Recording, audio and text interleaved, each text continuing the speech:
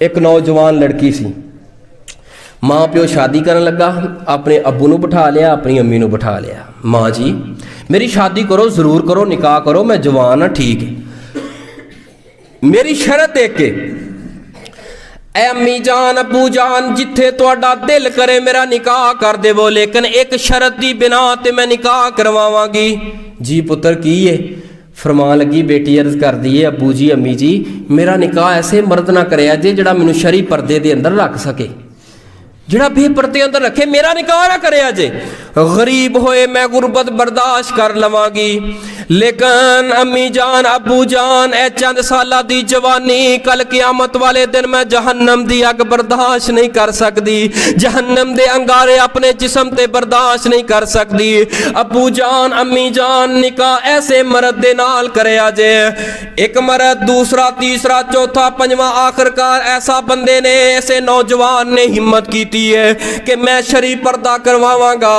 हो गया निकाह होवन तो बाद अल्लाह पाक ने पुत्र अता कीता है। पहला पुत्र होया, जो पहला पुत्र होया साल डेढ़ दो नंग गए ने, शादी होया एक पुत्र एक बेटा होया, अपनी खेतों के अंदर काम कर रहा है, काम करदा करदा वापस आंदा दोपहर दे वक्त खाना खान वास्ते, एक चक्कर दो चक्कर हर रोज चक्कर लगांदा, कह लगा है कर वालिए थोड़ी जी हिम्मत करया कर, मैनू इतनी दूरों फसलों के अंदरों आना पैंदा है, खाना लैके मेरे पीछे आ जाया कर। फरमाया है ते तू मेरा खावा दे, मैं चाहनी सा बाहर ना निकला, हुण मैं करा ते की करा। फरमाया तू मेरे कोल आ, जरूर खाना लैके आ, वक्त भी बच जाएगा, टाइम भी बच जाएगा, काम भी ज्यादा नबेड़ लवांगा।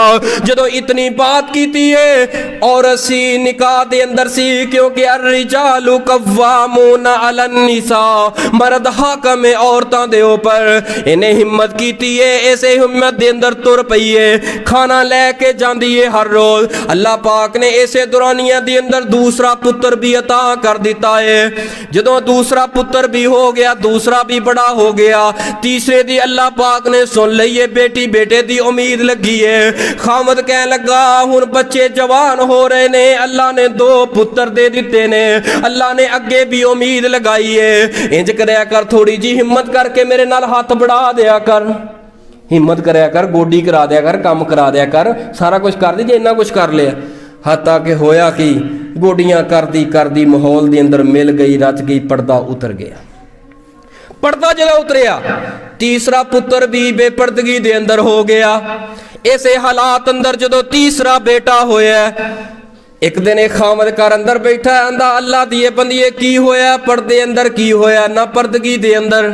उदों तंग सा पर्दे दे अंदर रह के, की होया, उन रब ने सब कुछ दे दिता, तू एवें सिर ते सारा कुछ चुकिया सी, पर्दा पर्दा पर्दा करना, पर्दा की होया।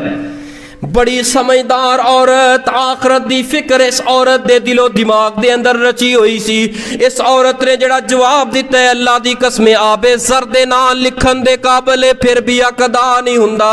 ये औरत कह लगी मैं तेनू समझानी आ, पर्दा की है ते बगैर पर्दगी की है, बेपर्दगी की है। इन्हें की कीता है, फरमाया कि अज शाम नू तू खामोशी दे नाल कमरे अंदर बैठिया रहना, सारा मुआमला वेखना है। इन्हें अपना कपड़े थोड़े जे फाड़ ले ने, दुपट्टा सर तो उतार लिया, इस तरह दी बेहुदा जी हालत बाल खिलार लेने। सब तो पहला पुत्र, बड़ा पुत्र जड़ा सब नालों पहला अल्लाह पाक ने दिता सी ना, वो आया घर दे अंदर आके पुछदा है अम्मी जान की होया, तुहानू खैर ते है, किंज दी हालत बनाई है। फरमाया तेरे अब्बू ने अज मैनू बड़ा ही मारिया, वो जाली दे अंदर, उस अलमारी अंदर, उस सुराख थानी बह के कमरे अंदर वेख रहा सीगा। कै पुत्र कह लगा, बड़ा पुत्र कहंदा अम्मी जान कोई नहीं है ते तुहाडा खामद, कोई गल नहीं, तुहाडा खामद है ना, कुछ ना क्या करो, आखिर तुहाडा खामद है, नहीं तुहाडी इज्जत है, तुहाडा मुकाम है, मैं ते बाप नू कुछ नहीं कह सकदा। बड़ी अच्छे अंदाज दे नाल समझाया ते दूसरा पुत्र आ गया। उस तो बाद पैदा होने वाला पुत्र आया। जदों ओ पुत्र आया ते आके वेखिया कि मां दी हालत इस कदर अजीबो गरीब हुई है, आके सवाल करदा है मां जी की होया? फरमाया तेरे अब्बू ने अज बड़ा मारिया। उन्हें 5-7 कड़ियां ना गालां अब्बे दी ऐसी तैसी। अब्बे नूं कोई अकल हया नहीं, एवें पिछली उम्र साडी मां नूं मारदा रहिंदा है। 5-7 गालां कड़ियां। प्यो वेखी जा रहा है। जदों सब तो छोटा पुत्र आया, आखिरी पुत्र आया ना तीसरा, आके पूछया हाँ अम्मी जान खैर है, तुहानू की गल है? आह जी तेरे अब्बे ने बड़ा मारिया। इन्हें कढ़ नहीं लई सोटी, जाके कमरे अंदर वड़ गया। जा सोटी चुकन लगा है ते बाप दियां अखां डोलाइयां। सोटी चुकी है, बाप दियां अखां दे अंदर आंसू आ गए ने। मां आगे बढ़ी है, सोटी पुत्र दे नालों हत्थ दे अंदरों खो लई है। जदों उस पुत दे हत्थ दे अंदरों सोटी खो लई है, सोटी सुट दिती है ते फरमाया खड़े हो जाओ मेरे खामद जी। जदों छोटा पुत्र आया सी ना, छोटे पुत्र ने तुहाडा किन्ना हया कीता है, तुहाडा किन्ना ख्याल कीता है, किन्ना पर्दा रखिया तुहाडा। जिन्नी देर तुसां मैनू पर्दे अंदर रखिया, ए पर्दे अंदर पैदा होने वाला पुत्र अज तुहानू तुहाडा भी पर्दा रख रहा है, तुहाडा भी हया कर रहा है। उस तो बाद बेपर्दगी दे अंदर होने वाला पुत्र जिहड़ी अद्धी जिंदगी बेपर्दगी अंदर गुजरी है, कुछ मां इस पुत्र दी पैदाइश दे अंदर पर्दे नाल गुजरे ने। इन्हें तुहाडा थोड़ा जिहा हया ते पर्दा रखिया है। जिहड़ा बेपर्दगी दे अंदर पैदा होने वाला बच्चा है, इन्हें तुहाडा हया नहीं कीता, तुहाडा पर्दा नहीं रखिया। ओ नौजवानों, अगर निकाह हो गए ने, अपनियां बीवियां नू पर्दे अंदर रखो।